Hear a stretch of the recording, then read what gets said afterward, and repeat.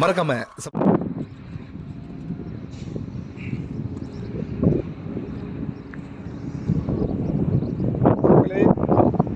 பாருங்க, வெளிநாட்டு வாழ்க்கையை பாருங்க.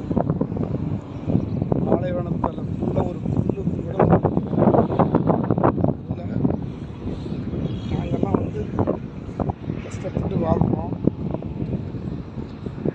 வீட்டில் உள்ளவங்கலாம் என்ன நினைக்கிறாங்கன்னா, வெளிநாட்டு வாழ்க்கை.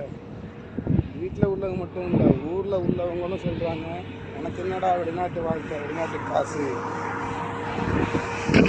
அப்படின்னு பாருங்க. அதாவது தெரியுதா?